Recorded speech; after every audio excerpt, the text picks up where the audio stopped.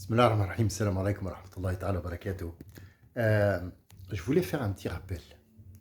Alors, qu'on soit clair, qu'on soit clair.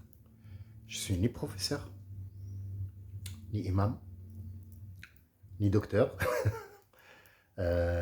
ni âge, ni ce que rien, aucun parti, ni politique, ni rien du tout.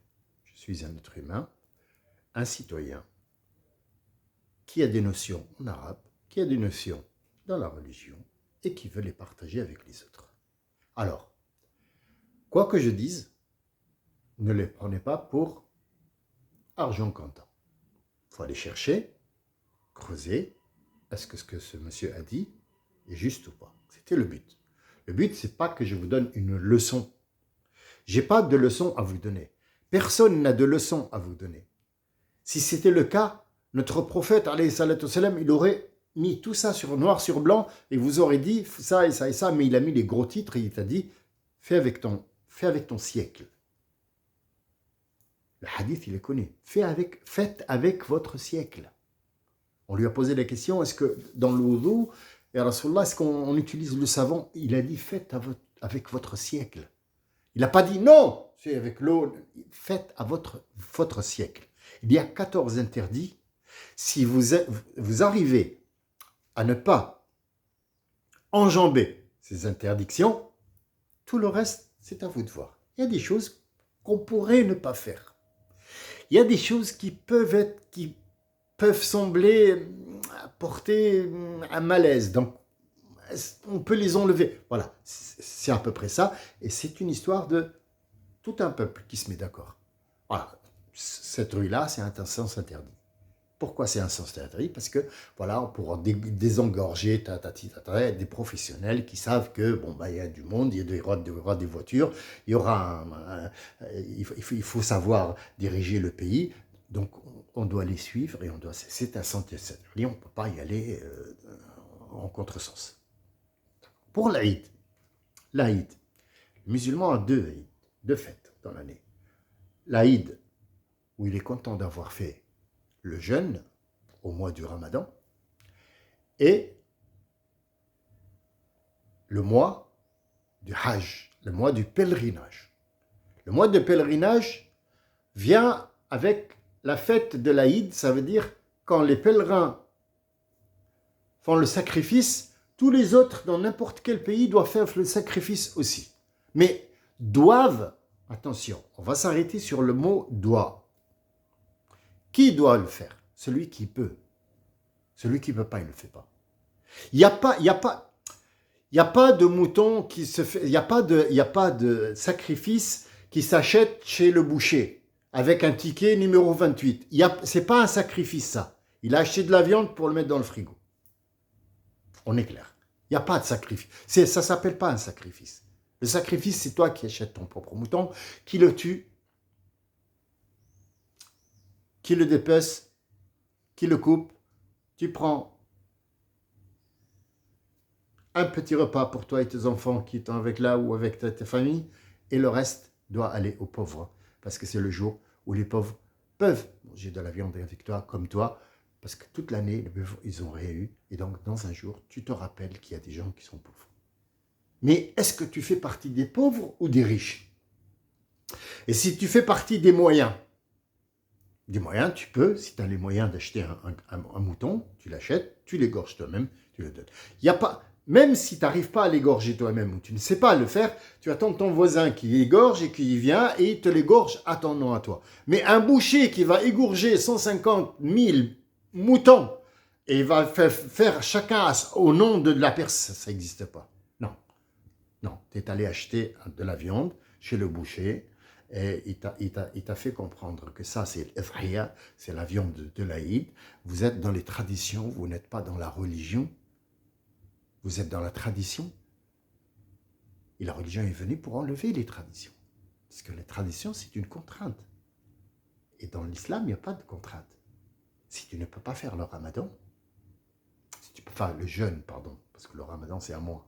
On ne fait pas le ramadan, on fait le jeûne pendant le mois du ramadan. Tu ne le fais pas. C'est écrit. Sourate Baqara, ouvrez le Coran 2 fois. Si vous êtes malade ou vous êtes en voyage, ne le faites pas. Si vous êtes malade ou en voyage, ne le faites pas. Et pourtant, c'est une obligation. Ne le fais pas. L'aumône, si tu n'as pas, tu ne le fais pas. Tu n'es pas obligé de le faire. Sont obligés ceux qui ont. C'est ça. La salette, si tu ne peux pas la faire debout, tu la fais assis. Si tu ne peux pas la faire assis, tu la fais coucher. Si tu n'arrives pas à te lever la tête, tu le fais avec les yeux. Plus simple que ça, il n'y a pas. Plus simple que ça, il n'y a pas. Il n'y a pas. Donc, aucune civilisation n'a apporté des simplicités comme ça dans sa culture. Il n'y a pas. C'est simple. T'as pas, t'achètes pas. Le prophète a fait pour toi. Il a eu 2 moutons, il a dit « Ya Rabbi, je vais sacrifier ces 2 moutons-là pour mon peuple, pour ceux qui ne peuvent pas et qui ne pourront pas dans l'avenir faire l'Aïd. Je sacrifie ces moutons-là pour eux. » Plus simple que ça, plus beau que ça, il n'y a pas. Il n'y a pas, tu ne trouveras pas. C'est pas possible. Donc, revenons à nos moutons. Si tu n'as pas de quoi acheter le mouton, tu ne l'achètes pas. On n'achète pas un mouton à crédit. On n'achète pas un mouton avec de l'argent sale. On n'achète pas un mouton quand on ne peut pas. On ne peut pas. Et si on ne peut pas tuer le mouton ici, l'égorger nous-mêmes, eh bien il y a des pays où ils peuvent et qui n'ont pas. Et au lieu de le donner au voisin qui a déjà de la viande, eh bien on l'envoie dans ces pays-là. Le geste, tu l'as fait. Tu t'en fous. Est-ce qu'il arrive ou il n'arrive pas, ce n'est pas ton problème. Ça relève de la grandeur de Dieu et du savoir-faire de Dieu. Il va ramener ton sacrifice là où toi, tu as voulu qu'il soit. Voilà. Ça, c'est en gros ce que je voulais partager avec vous, parce que j'ai entendu beaucoup de conneries, beaucoup de choses qui ne vont pas, qui ne sont pas... Ils sont faux. Ça sonne faux. Donc... après, on me parle d'islam, ça me met en rage, ça me met en boule, je suis estomaqué quand j'entends qu'ils font la queue chez le boucher, leur mouton est passé à l'abattoir dans la machine, comme ça, la machine qui passe, c'est une machine qui fait le sacrifice à ta place. Puis après, tu mets tout ce truc dans le frigo et tu le manges toute l'année. Il est où l'Aïd? Il est où l'Aïd? Il est où l'entraide? Il est où le sens de l'Aïd? Il n'y en a pas. Il n'y en a pas. C'est plus une tradition qu'autre chose. C'est comme la plupart des femmes, moi je ne veux pas faire une polémique, mais la plupart des femmes qui viennent du nord africain, ils portent un voile ou un foulard parce que c'est une tradition, mais elle ne fait pas la prière. Et oulala, ne lui dis pas enlève le truc, parce que sinon son mari va la tuer et te tuer, parce que oulala, tu lui as dit d'enlever, oh, t'es contre l'islam toi. Mais non, mais il faut arrêter les conneries. Ça, ton foulard, tu le mets par tradition. C'est par tradition, parce que ton mari il est jaloux, parce qu'on t'a éduqué à ne pas te montrer tout ça. Mais ça n'a rien à voir avec l'islam. Il faut arrêter les conneries. Si vraiment tu veux faire l'islam, tu le fais comme il faut, ou alors tu ne le fais pas. C'est pas la peine de le piétiner. C'est pas bon de faire des choses comme ça. Regarde, l'islam il est simple. Il te dit si tu peux pas faire la prière debout, fais-la assis. Tu peux pas assis, fais-la coucher.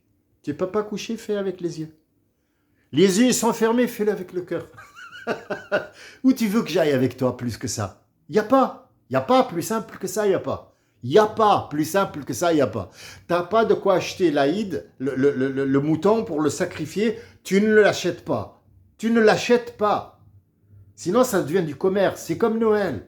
Noël, à la base, c'est quoi? Ils voulaient remettre en même temps le christianisme et puis rassembler tout le monde sur un même jour et se mettre d'accord. Et puis après, ça a commencé à faire des boules et des machins et des trucs. Et maintenant, il y a des milliards et des milliards pour le truc, ou bien pour le ramadan aussi.